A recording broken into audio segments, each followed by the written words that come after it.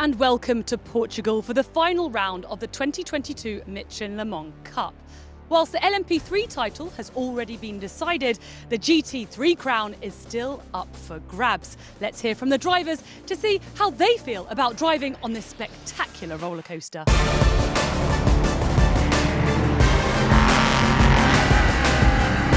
You always want to end well a season, which gives the momentum for the following year. So we expect to do as good as Spa if we can. It would be great. The qualifying will be really important as it is really difficult to overtake on this track.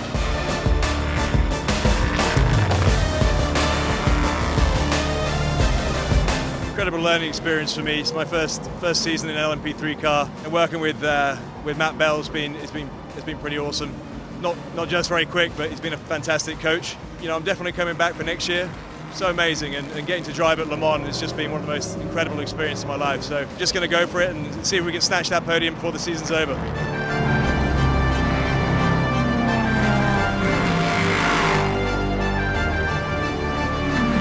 You get to race in the best circuits in the world. For example, here Portimão, what an amazing circuit. And of course, we can get to race with a Ferrari. The most important is to get my bronze teammate to be up there, and I think we have a good chance to win.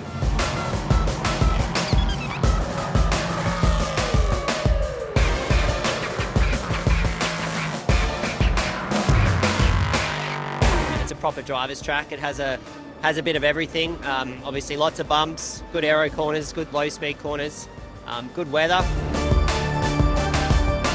The field's massive. I would say now this is probably the most competitive P3 championship in the world. There's a lot of really good pro drivers, and the same with AMs. In GT3, GMB Motorsport will take the win with at least one of their three cars. However, podium challenger Bullet Racing will do all they can to finish in the top three. We caught up with one of their drivers, Stephen Patrick, to find out a little more about his racing career. So do you want me to get in the car now or another couple of minutes? If you want, we can just push it over there. You can jump in there. Have fun, brother. I will. Have fun.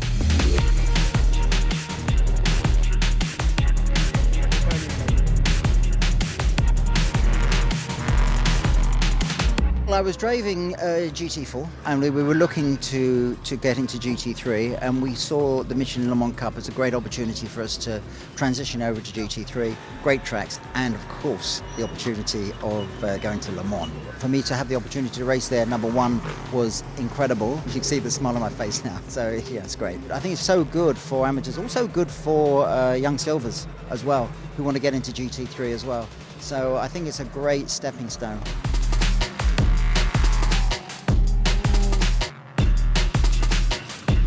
Funny, my teammate said to me, Stephen, you're not enjoying it. I am. I actually enjoy it afterwards. It's probably one of the nice things about, being involved in racing and a Michelin Le Mans Cup for a gentleman driver to put themselves in a position where they have to learn and struggle a little bit.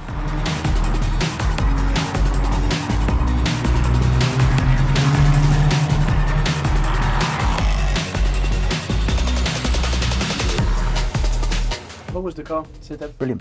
Brilliant? Well, good. Yeah, that's good news. Turn 8, you nearly didn't brake at all, or your brake was so small that the exit was compromised. Yeah. Every lap, for some reasons. I was leaving it too much, and it was compromising my positioning. Yeah.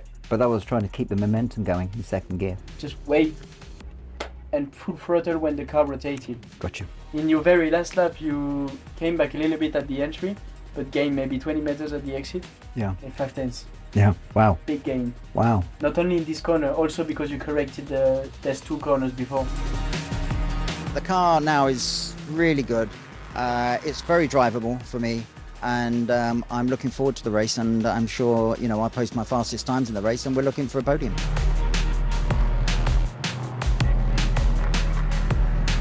In LMP3, the title was decided at the last round in Spa, with Racing Spirit of Le Mans clinching the overall title. However, the runner-up position is yet to be claimed. MV2S Forestier Racing, car number 29, is a likely candidate to clinch that, with Jérôme de Sandelier and Louis Rousset. So we caught up with them and had a chat.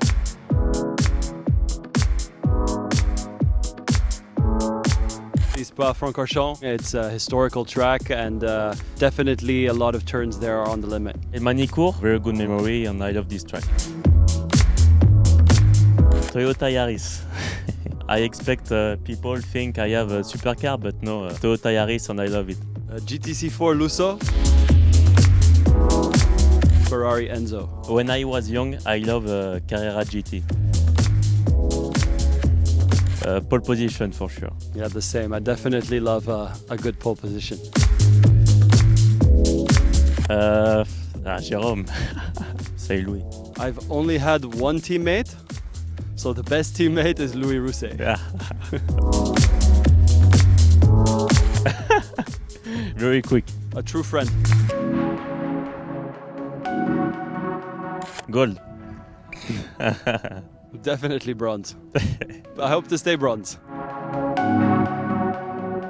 Definitely Michael Schumacher. I thought he had incredible speed and talent, but also he could put the team around him and get the best out of the team, and that's the only way you can win races. Not a driver, but I love Sylvester Stallone for his movie and particularly Rocky. I mean, I'm Swiss, yeah. Roger Federer, probably the most legendary tennis player in the world, and he seems like a really nice guy. Zidane, he's the GOAT. He won everything as a player and the coach, so Zidane. I come from ice racing, so ice racing. Well, as I did the Dakar last year or this year on a buggy, I would definitely say cross-country racing. 24 hours of Le Mans in hypercar. I've always said that if I can do a Pro-Am podium at Le Mans, I can stop racing. But people don't believe me.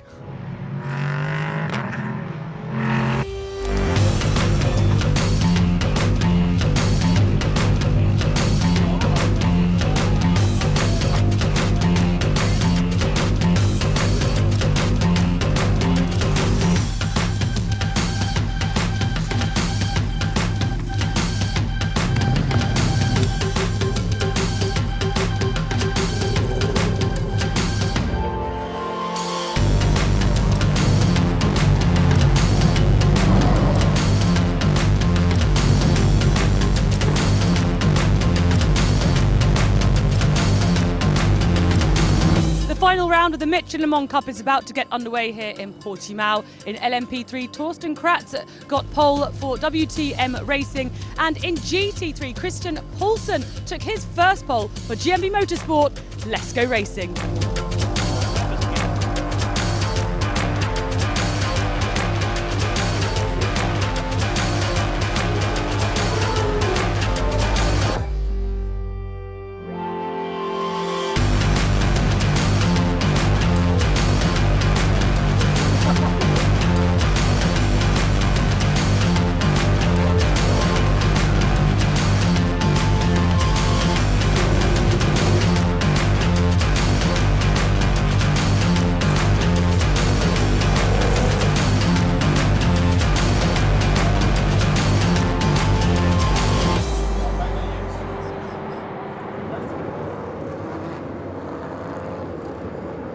Torsten Kratz leads the field from pole position. Alongside him, Alexander Matschul, the champions, racing Spirit of Le Mans. Perfect conditions here in Portimão. The white car, Freddie Hunt, third on the grid. Oh, trouble behind. A lock-up, and that's John Brownson in the number 3 DKR car, but he's missed everybody. Down into the first corner, the pole man, Torsten Kratz, just gets his nose in front. Big lock-up on the curbs from somebody towards the tail of the LMP3 field. But it looks like they're just making it through in one piece, 3 abreast. Here come the GT cars. Oh, the white car, Freddie Hunt, up to second. Good start from him. He's got ahead of Alexander Matschul. Matschul battling with Jérôme de Sadelaer in the MV2S Forestier racing car. Ooh, 3 wide here. And that is the Schnitzel Motorsport Mercedes. PJ Hyatt chasing Jens Müller in the GMB Motorsport Honda. That's for second in the GT3 category. Oh, trouble at the top of the hill. Big high-speed spin for Jonathan Brossard. And he's going to get stuck there, I think. Behind Freddie Hunt in second. There's the battle for third. Jérôme de Sadelaer and Alexander Matschul. De Sadelaer still can't quite get by Matschul in that Racing Spirit of Le Mans car. He's got a good run going here, though. Matchel on the inside at the hairpin. Jerome de Sadelaire tries to go outside, inside. So close, these cars. Same chassis, same engine, same tyres. It's the driver that has to make the difference. And right now, Alexander Matchel clinging on, having lost that second spot at the start. Safety car's out. Well, that will bring the battles to a halt for a moment. Let's take a look again at the start of the race. Watch the white car on the second row, Freddie Hunt. He gets a good run down the inside into turn one. It's 3 wide behind for 5th place. There's some bravery going on there. Then watch the lighter green car in 4th. Jerome de Sadelaire dives to the inside of Alexander Matchel, gets alongside, but Matchel has the run through the next left-hander to hang on to 3rd. And then back at the tight right-hander, all sorts of carnage in GT3. Back to green, Torsten Kratz leads the charge down the hill. Freddie Hunt closing up behind, comes in fast. Kratz is slowed, Hunt slowed as well. Oh, and Jerome de Sadelaire hard into the wall. There are yellow flags waved as they come up the rise, and they're desperately waved now. Cars off everywhere. Unbelievably, nobody has hit the stranded car of Jerome de Sadelaire. Lots have hit the debris, lots have been on the grass, there were spins. You come blind up the brow there. And the safety car has been scrambled again. We may need to go red flag for this. Worrying looking accident for Jerome de Sadelaire. Goodness me. Huge drama. Well, they came charging down the final corner. It is a red flag. And then, well, as you can see, Torsten Kratz and Freddie Hunt almost stationary because for some reason they were vigorously waved yellows before the start line. And look at them slow down. And then the row behind, boom, Jerome de Sadelaire just had no chance there.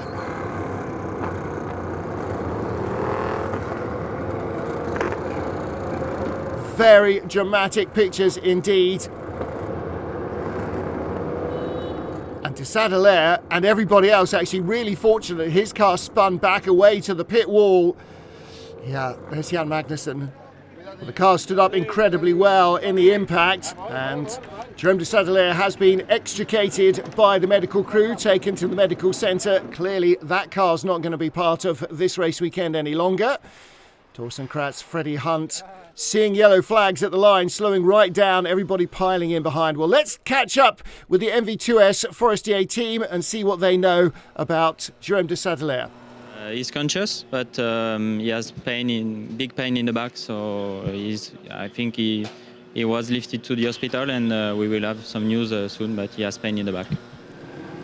Well, good news from Fabien Levain, the team principal of MV2S Forestier Racing, that Jerome de Sadelaire was conscious, although he was in some discomfort after what was really a huge impact.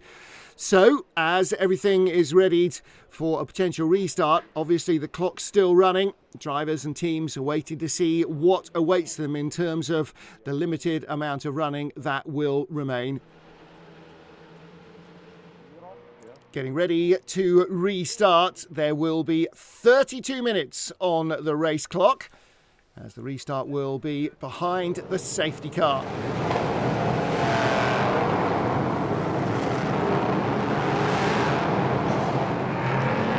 Rolling again in Portimão. And a very much truncated season finale. Don't forget the GT3 title still to be decided. LMP3 title has been claimed. Trouble for Christian Poulsen, the leader in GT3. The Honda has stalled at the pit exit. The safety car remains out. Teams may make their driver changes behind the safety car, and they are choosing to do so immediately. GMB Motorsports number 44 car is leading in GT3 at the moment from the Schnitzelarm Racing Mercedes. And this will be a very busy pit lane. Alexander Matchel hands over to Tom Dillman. Torsten Kratz makes way for Leonard Weiss in the car that started from pole position. And everybody is in all in one go. Out comes the 55 car. Championship leader Kasper H. Jensen for GMB Motorsport will restart in 6th place behind Jan Magnussen, who's leading for GMB. Away we go, back to green flag racing, 20 minutes and 20 seconds on the clock. To pour down the hill into turn 1, it's still 3 and 4 wide there as ever. 76 Reiter car right in the middle of the battles. Here's the battle for 3rd. Reiter's Mads Sillerhaug chasing Leonard Weiss. Don't forget, they were 1st and 2nd before the red flags came out. At least their cars were. WTM just ahead of Reiter. Number 10 Racing Spirit of Le Mans right behind as well. So this was the 1-2-3. Alexander Talkenica being penalised for contact early on in the race. And that won't have a material effect on this battle though. This is now the battle for 2nd place. WTM, Reiter and Racing Spirit of Le Mans. Lead battle in GT3, yellow and black, is the Schnitzelarm Mercedes of Gunnar Jeanette, the American driver. Valentin Asclot in the Bullet Racing Mustang, right with him. Almost got by there. LMP3 traffic getting in the way, splitting up the battle in favour of the American. Here comes Valentin Asclot, up the inside. Oh, it's going to be close. Around goes Jeanette. The Mercedes has a half spin, remains on terra firma, but through go all the Hondas, so he has dropped 3 or 4 places there. Well, let's take a look on the inside. Valentin Asclot coming in very late. Oh, looks like there was contact right at the apex there that just knocked the Mercedes around. That might not be good news for the Mustang team. Here comes the Honda train. Gustav Birch in 44, being chased by Jan Magnussen. This is for 3rd in GT3. Kasper H. Jensen behind. And look, there's the Schnitzelarm Mercedes of Gunnar Jeanette on a recovery drive. Oh, look at the inside here as they come uphill to turn 13. Magnussen on the inside and Gustav Birch gets through. Oh, and a lunge from Jeanette as well, but he's hit the Honda. That's Gustav Birch facing the wrong way. Kasper Jensen went off in avoidance, and Gunnar Jeanette has gone straight off at 13 as well.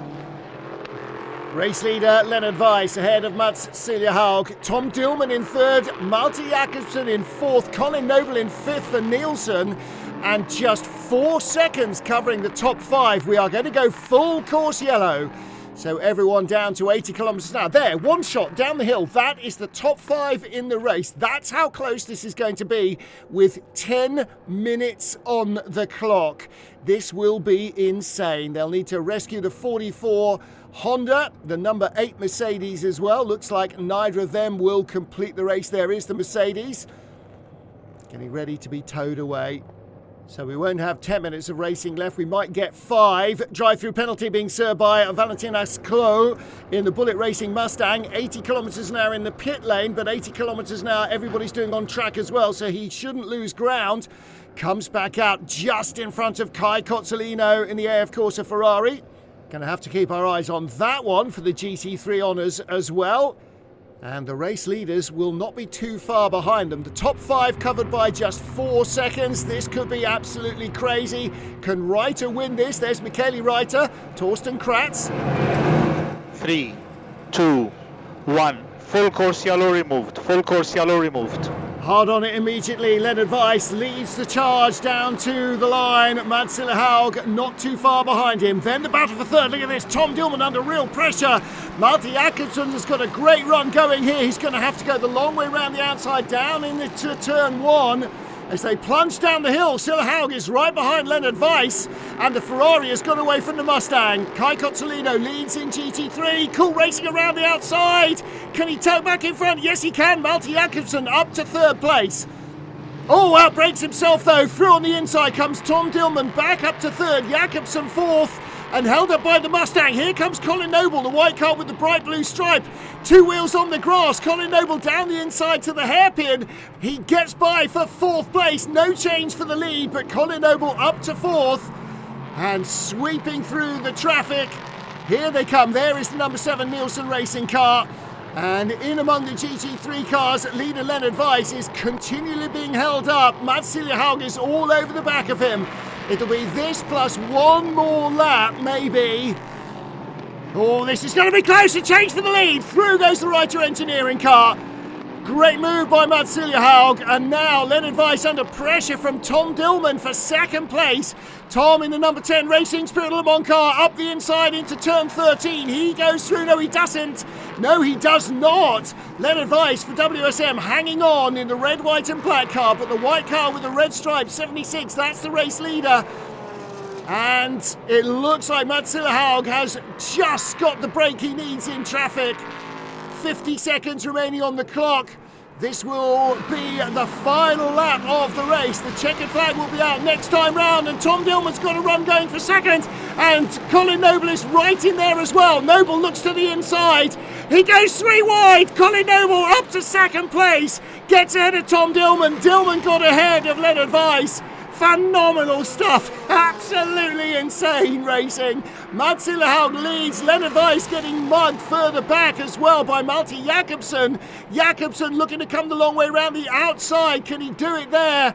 Well, there's Mats Siljehaug, the race leader. Colin Noble in second with the blue nose. Third is Tom Dillman, goes inside Kai Cozzolino.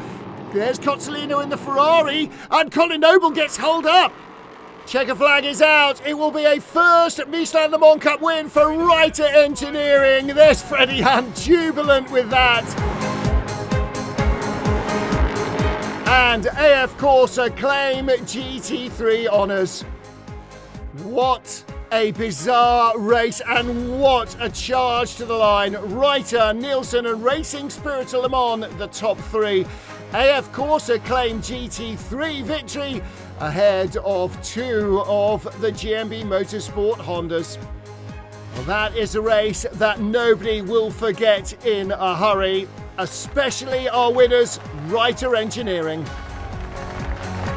It's good to finally get this win in the end of the season. We really needed it for pushing through, and fantastic job by Freddie once again. And finally I could step up and do the last bit of the job there. Tony Wells and Colin Noble congratulate Alexander Matchell and Tom Dillman, the third place finishers, and our winners Freddie Hunt and Mats Siljehaug take to the top step of the podium with Michele Reiter for the very first time. Our Portimão podium finishers were the top 3 in the championship. That win promoting Reiter to second, just ahead of Nielsen, and behind the champions Racing Spirit of Le Mans. Jubilation too for AF Corsa, the GT3 winners. So it was like pretty much a sprint race for all of us. We all equally exited the pit. And Magnussen just right on my tail. He was pushing super hard. And I had already 4 track limits. And I had a final warning, so I had to really be careful with my margins. But anyway, super happy. Our winners, Kai Cozzolino and Koizumi Hiroshi ahead of Jan Magnussen and Lars Engelbrecht Pedersen, with Kasper Jensen and Christian Poulsen starting from pole and finishing third in GT3. And that result was enough to confirm them as the champions, JMB taking the top 3 spots in the title race ahead of Bullet. We won the championship and entry for Le Mans next year, so that's good. We're looking forward to get started with that. But before all of that, one last hurrah for the season, the glamorous prize-giving awards. Welcome here to the Algarve International Circuit in Portimão.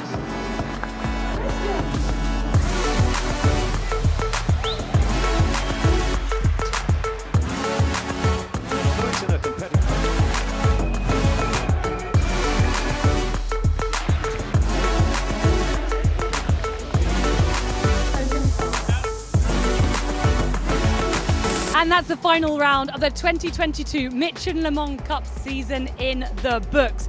We'll be back in April 2023 for the 8th season tip-off. Until then, goodbye.